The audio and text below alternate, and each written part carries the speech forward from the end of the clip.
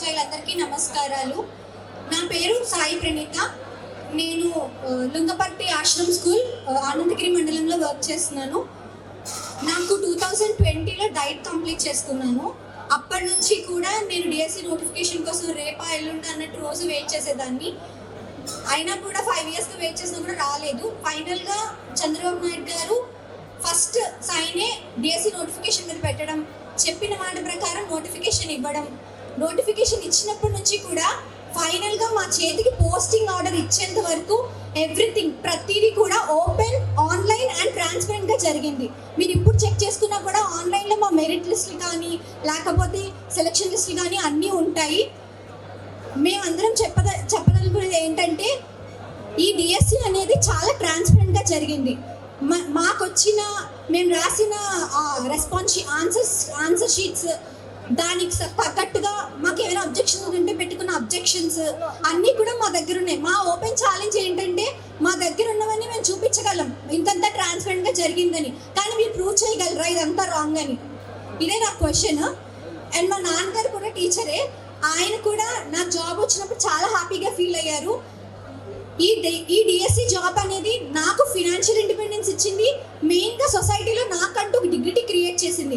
ఈ డిగ్నిటీని క్వశ్చన్ చేయడం, లక్షలాది మంది తాలూకా శ్రమని క్వశ్చన్ చేయడం అనేది చాలా రాంగ్ అని నా ఒపీనియన్.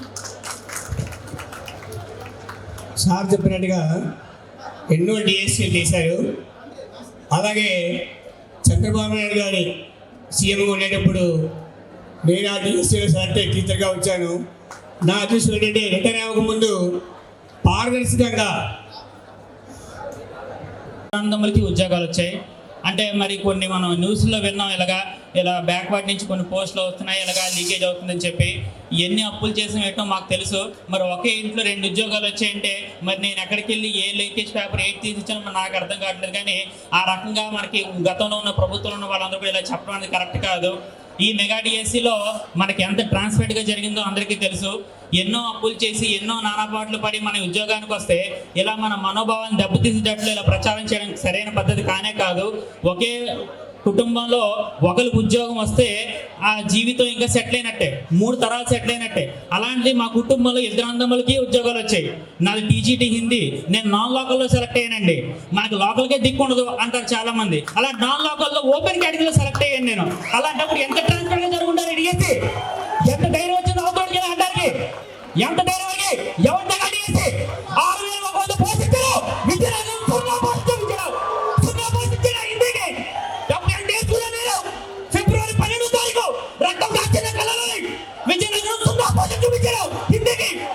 ఈ రోజు మెగా డిఎస్సిలో హిందీ 4 లోకల్లో వచ్చిన పోస్ట్ మా బ్రదర్కి టీజీటీ శ్రీకాకుళం, విజయనగరం, విశాఖపట్నం 3 జిల్లాలు కలిపి జోన్లో ఒకే ఒక్క పోస్ట్ ఓపెన్ కేటగిరీ ఉంటే అది మా బ్రదర్కి వచ్చింది.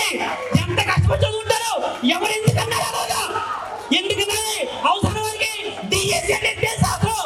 డిఎస్సి అంటే చంద్రబాబు నాయుడు గారే. Chandrababu Naidu equal to DSC అంటే నారా లోకేష్ గారు ఎంత శ్రమించారో అందరికీ తెలుసు. అంతది మాకుండా ఎవరు డబ్బులు పెట్టుకున్నారో ఎవరు డబ్బులు పెట్టుకున్నారు కదా డిఎస్సి. కరెక్ట్ కాదు ఆ మాట అసలు కరెక్ట్ కాదు.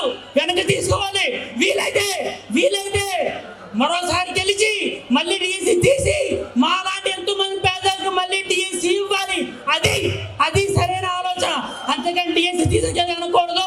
ఈ డిఎస్సి ట్రాన్స్ఫర్ డిఎస్సి. మిత్రులారా, ఈ సమావేశానికి మనం హాజరైన ముఖ్య ఉద్దేశం ఏంటంటే జరిగిన డిఎస్సి మీద వచ్చిన వదంతులను తిప్పికొట్టడం మన ప్రధాన లక్ష్యం. ఆ విషయాన్ని అందరూ గుర్తుపెట్టుకోవాలి. ఎన్నో కష్ట నష్టాలు ఓర్చి ఈరోజు మన గవర్నమెంట్ జాబ్ సాధించి ఆ డిఎస్సి ఎగ్జామ్ కూడా చాలా పారదర్శకతకు చాలా పెద్దపీట వేశారు. అది మనందరికీ తెలుసు, మన మనస్సాక్షికి తెలుసు. ఏ ఉద్యోగంలో అక్రమంగా సంపాదించడానికి అవకాశం ఉంటుందేమో కానీ టీచర్ జాబ్లో మాత్రం ఒక్క రూపాయి కూడా అక్రమంగా సంపాదించిన అవకాశం లేదు. ఏమంటారు మిత్రులారా? అలాంటి టీచర్ అక్రమంగా నియమితుడు అవుతాడా? అలాంటి ఉద్యోగం మనకు అవసరమా? చెప్పండి మిత్రులారా. ఈ ఉద్యోగంలో మనం సాధించిన ఉద్యోగంలో ఎటువంటి అవినీతి అక్రమం జరగలేదని మీరందరూ ముక్తకంఠంతో దాన్ని వచ్చిన వదంతులు అందరూ ఖండించాలి. చెప్పండి మిత్రులారా. క్లాప్స్.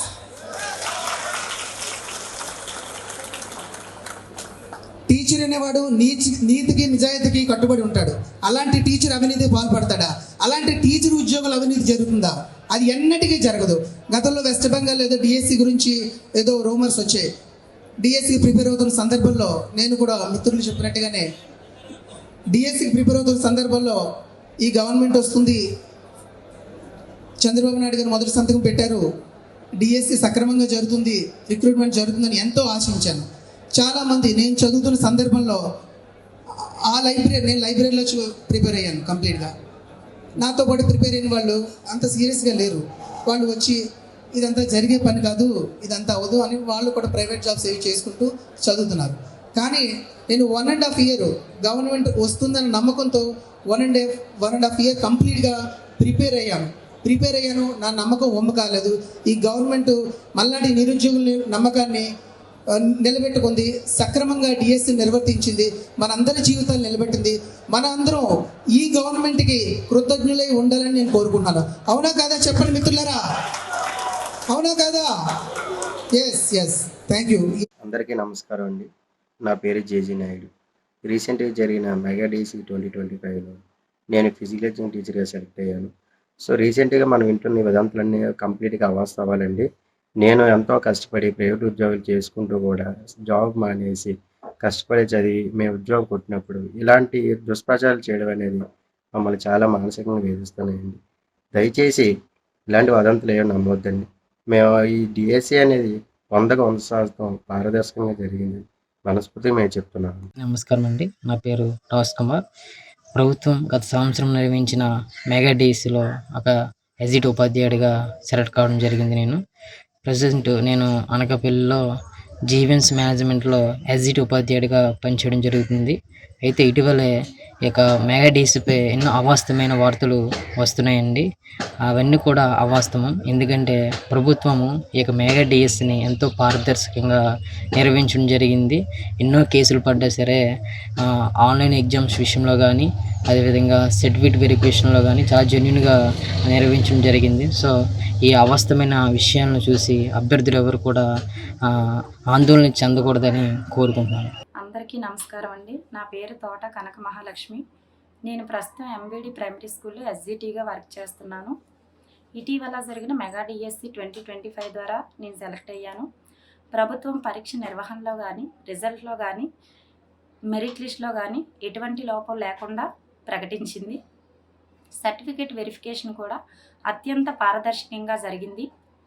ఎలాంటి అవకతవకలు లేకుండా మేము కష్టపడిన కష్టానికి ప్రభుత్వం మాకు అడుగడుగున పారదర్శకతతో ఎలాంటి సమస్యలు లేకుండా మంచి భవిష్యత్తును అందించింది.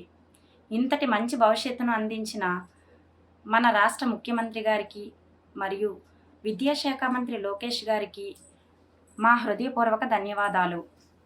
కాబట్టి మెగా డిఎస్సి 2025 మీద ఇటీవలే వస్తున్న అవాస్తవాలను ఎవరూ నమ్మవద్దు. నమస్కారం అందరికీ. నా పేరు యాస్మిన్ బాను. ఇటీవల మెగా డిఎస్సి 2025లో స్కూల్ అసిస్టెంట్ బయాలజికల్ సైన్స్ టీచర్గా ఎంపిక కావడం జరిగింది.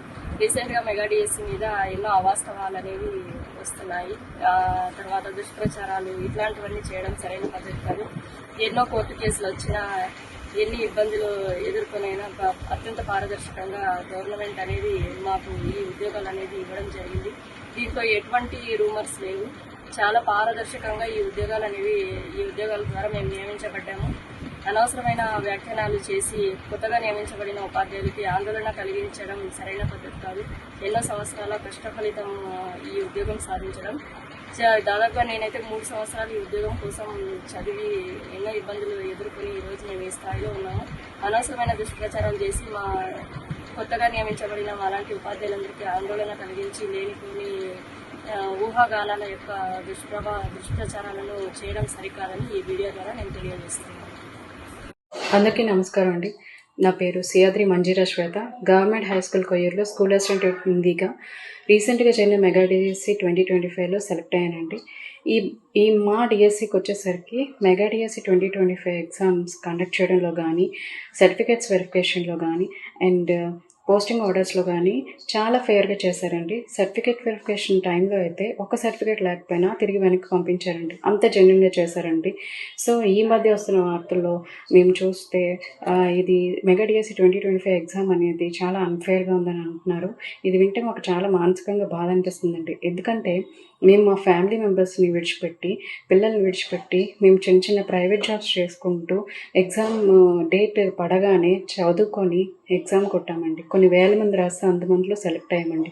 సో ఇప్పుడు మీరు వచ్చేసి ఇది అన్ఫేర్, సరిగ్గా జెన్యున్గా జరగలేదంటే మాకు చాలా బాధగా ఉందండి.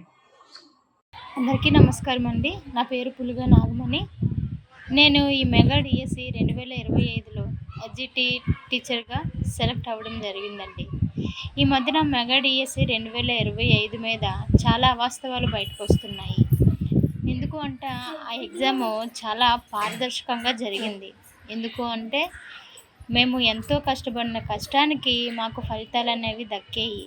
ఈ విధంగా డిఎస్సి 2025 మీద దుష్ప్రచారాలు చేయడం అనేది మన ఒక విద్యా వ్యవస్థకే అపహేళన కాదు, మా 16,000 మంది ఉపాధ్యాయులుగా తయారైనటువంటి మా విద్యార్థుల కష్టాన్ని మొత్తాన్ని కూడా అపహేళన చేసినట్టు అవుతుంది. దయచేసి ఇలాంటి దుష్ప్రచారాలు చేయొద్దండి. మా ఉపాధ్యాయుల యొక్క కష్టాన్ని అపహేళన చేయొద్దు. దయచేసి ప్రజలందరికీ కూడా ఇలాంటి దుష్ప్రచారాలని నమ్మొద్దని కోరుకుంటున్నాను.